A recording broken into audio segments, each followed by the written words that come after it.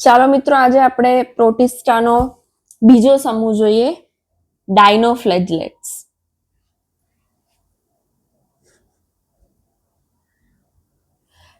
ડાયનોફ્લેજલેટ્સ એવું નામ કેમ આપ્યું છે?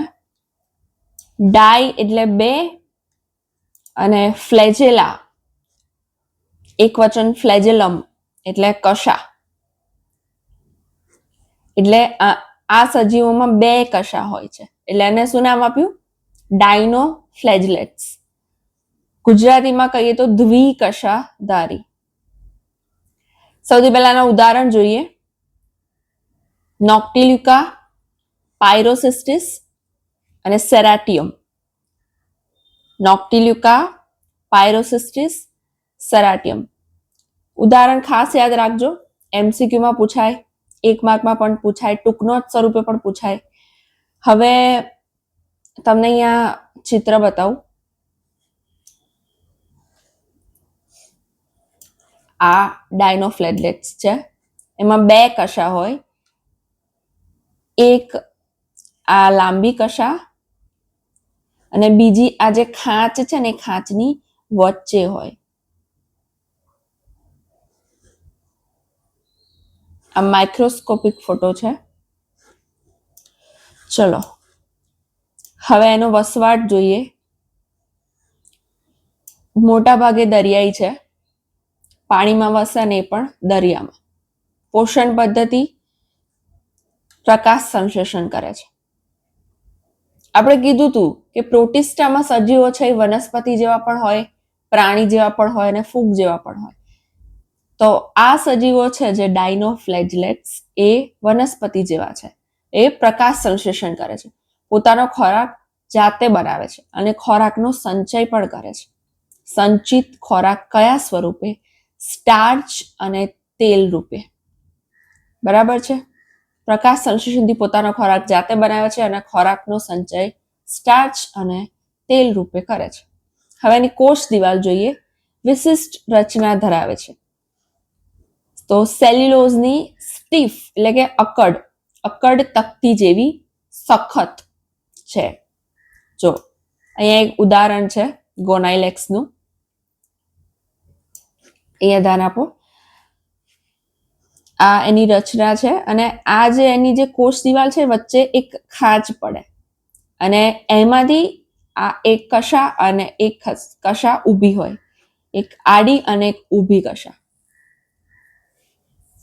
એ આ કશાની મદદથી ઝડપથી ચક્રીય ગતિ કરે છે, એટલે એને ચક્રીય કશાધારી પણ કહેવાય અથવા તો ભુજાધારી શેવાળ કહેવાય. ભુજા એટલે આર્મ, હાથ, ભુજા. એની મદદથી ચક્રીય ગતિ કરે છે, એટલે એને ચક્રીય કશાધારી અથવા તો ભુજાધારી શેવાળ કહેવાય. બે કશા ધરાવે, એક આડી કશા અને એક ઊભી કશા. આ ઊભી કશા અને આડી કશા એ કોષ દિવાલની બંને તકતીઓની વચ્ચેની ખાંચમાં ગોઠવાયેલી હોય છે. આ જે ગોનાઇલેક્સ છે એનો રંગ આવો લાલ છે, એમાં રંજક દ્રવ્ય છે અને જ્યારે ઘણી બધી સંખ્યામાં પ્રજનન કરે, ગુણન પામે, પ્રજનન કરીને પોતાની સંખ્યા વધારે અને દરિયામાં પથરાય ત્યારે દરિયો એકદમ લાલ દેખાય, જેને આપણે રેડ ટાઇડ કહીએ છીએ અંગ્રેજીમાં. લાલ ભરતી ઓટ એવું લખ્યું છે તમારા પુસ્તકમાં, જો અહીંયા બતાવું. આ ગોનાઇલેક્સ છે, આ બધા આખો દરિયો લાલ દેખાય અને પાછા એ લોકો વિષારી દ્રવ્ય પણ પેદા કરે, જેનાથી દરિયાની માછલીઓ છે એ મૃત્યુ પામે છે. તો યાદ રાખજો, જ્યારે આ ગોનાઇલેક્સ વધુ સંખ્યામાં ગુણન પામીને દરિયામાં પથરાય છે ત્યારે રેડ ટાઇડ પેદા કરે છે અને વિષારી દ્રવ્ય ઉત્પન્ન કરે છે, જેનાથી માછલી અને અન્ય સજીવો મૃત્યુ પામે છે. આ સમૂહનો બીજો એક ગુણધર્મ જોઈએ, જૈવિક દિવ્યતા. જૈવિક દિવ્યતા એટલે અંગ્રેજીમાં બાયોલુમિનન્સ. અહીંયા એક ઉદાહરણ આપ્યું છે નોક્ટિલ્યુકાનું. આવું દેખાય નોક્ટિલ્યુકા. જૈવિક દિવ્યતા એટલે શું? તો તમે આગિયાને જોયો છે, અંધારામાં ચમકે છે. એ કેમ ચમકે છે? તો એના શરીરમાં જે ચયાપચયની ક્રિયા થાય છે ને, એના લીધે એ પ્રકાશ ઉત્પન્ન કરે છે. એના શરીરની અંદર જે જૈવિક પ્રક્રિયાઓ થાય છે ને એના લીધે પ્રકાશિત બને છે. એટલે નામ શું આપ્યું? જૈવિક દિવ્યતા. એટલે અમુક વાર રાત્રે આ ચમકે છે એકદમ, તો એને આ લોકો દરિયાઈ ભૂત કે છે અથવા તો અગ્નિ શેવાળ. જો હું તમને અહીંયા ચિત્ર બતાવું. જૈવિક દિવ્યતા, આ રહ્યું નોક્ટિલ્યુકા.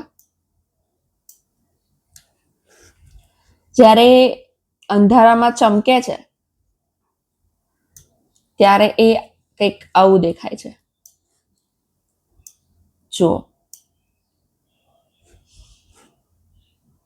આખો દરિયો પ્રકાશિત થતો એવું દેખાય તમને. બરાબર? તો આ આપણે જોયું ડાયનોફ્લેજલેટ્સ, દ્વિકશાધારી. ચલો હવે યુગ્લિનોઇડ્સ જોઈએ. ત્રીજો સમૂહ યુગ્લિનોઇડ્સ. નામ પરથી ખબર પડે કે એમાં કોનો સમાવેશ થશે? તો યુગ્લિના જેવા એક કોષી કશાધારી સજીવોનો સમાવેશ થાય છે. આમાં પણ કશા છે, એક કોષી છે, અને યુગ્લિના. હવે એના વસવાટની વાત કરીએ તો ડાયનોફ્લેજલેટ્સ હતા એ મોટાભાગે દરિયામાં વસતા હતા. યુગ્લિનોઇડ્સ છે ને એ મીઠા પાણીમાં વસે છે. અને એ પણ કેવા પાણીમાં? તો બંધિયાર પાણીમાં. બંધિયાર એટલે સ્થિર અથવા તો સ્થગિત. એટલે તળાવમાં વસે કે કૂવામાં વસે. વહેતું પાણી નહીં, નદી નહીં, પણ સરોવર અથવા તળાવ અથવા કૂવો, બંધિયાર પાણી, સ્થિર પાણી, સ્ટેટિક. ઓકે, ચલો એની રચના જોઈએ. અહીંયા એની એક આકૃતિ બતાવી છે બેઝિક. એમાં બે કશા છે, પણ એક કશા લાંબી છે અને એક ટૂંકી છે. જો આ જે કશા છે ને એ લાંબી છે અને આ ટૂંકી કશા છે. આ એનું કોષ કેન્દ્ર છે અને એનામાં આકુંચક રસધાની પણ છે. હવે એમાં છે ને કોષ દિવાલનો અભાવ છે, એમાં કોષ દિવાલ નથી, પણ એનું જે કોષરસ પટલ છે એની આજુબાજુ પ્રોટીનયુક્ત આવરણ છે જે સ્થિતિસ્થાપક છે. જેને શું કહેવાય? છાદી અથવા તો પેલિકલ. સ્થિતિસ્થાપક પ્રોટીનયુક્ત આવરણ છે છાદી અથવા તો પેલિકલ. યાદ રાખજો. હવે પોષણની વાત કરીએ તો આમાં એક વિશિષ્ટતા જોવા મળે છે. જ્યારે પ્રકાશની હાજરી હોય, સૂર્યપ્રકાશ મળે ને ત્યારે એ પ્રકાશ સંશ્લેષણ કરે. કારણ કે એમાં હરિતકણ આવેલા છે. આ અહીંયા બતાવ્યા છે મેં ગ્રીન કલરનું. હરિતકણ છે એટલે સૂર્યપ્રકાશની હાજરીમાં પ્રકાશ સંશ્લેષણ કરે છે. પણ જ્યારે સૂર્યપ્રકાશ ન હોય, સૂર્યપ્રકાશની ગેરહાજરીમાં, જ્યારે અંધારું હોય અને સૂર્યપ્રકાશ ના મળે, ત્યારે એની આજુબાજુના નાના સજીવોનું ભક્ષણ કરે છે. એટલે સજીવો કેવા થયા? વિષમપોષી. એ મિશ્ર પ્રકારનું પોષણ દર્શાવે છે. તમે સ્વયંપોષી પણ ના કહી શકો કે વિષમપોષી પણ ના કહી શકો. એટલે એને શું કહેવાય? ફેકલ્ટેટિવ હેટ્રોટોપિક. હેટ્રોટોપિક એટલે વિષમપોષી, ફેકલ્ટેટિવ વૈકલ્પિક, બંને કરી શકે. બે વિકલ્પ છે એની પાસે. જો ક્રિસોફાઇટા અને ડાયનોફ્લેજલેટ્સ એ બંને સ્વયંપોષી હતા, પ્રકાશ સંશ્લેષણ કરતા હતા. હવે આ યુગ્લિના છે એ શું કરે છે?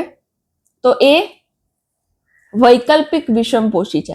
એટલે પ્રકાશ સંશ્લેષણ પર કરે છે અને વિષમપોષી પણ છે, ભક્ષણ પર કરે છે. તો ધીમે ધીમે આપણે વનસ્પતિના લક્ષણોમાંથી પ્રાણીના લક્ષણો તરફ જઈએ છીએ. તમને યાદ હોય તો એક વર્ગીકરણ પદ્ધતિમાં યુગ્લિનાને વનસ્પતિ અને પ્રાણી બંનેમાં મૂકવામાં આવ્યું હતું. એનું કારણ એ જ હતું કે એ પ્રકાશ સંશ્લેષણ પર કરે છે અને પ્રાણીની જેમ ભક્ષણ પણ કરે છે. હવે જ્યારે પ્રકાશ સંશ્લેષણ કરે છે અથવા તો ખોરાક મેળવે છે, ખોરાકનો સંચય કઈ રીતે કરે છે? સંચિત ખોરાક પેરામાઇલોન અથવા તો પેરામાઇલોન બોડી તરીકે. યાદ રાખજો, પેરામાઇલોન અને પેરામાઇલોન બોડી. યુગ્લિનાને વનસ્પતિ અને પ્રાણીને જોડતી કડી પણ કહેવામાં આવે છે. તમને ખબર પડી ગઈ હશે કારણ કે એમાં બંનેના લક્ષણ છે. ચાલો તો હવે આવતા વિડીયોમાં આપણે સ્લાઇમ મોલ્ડ વિશે વાત કરીશું.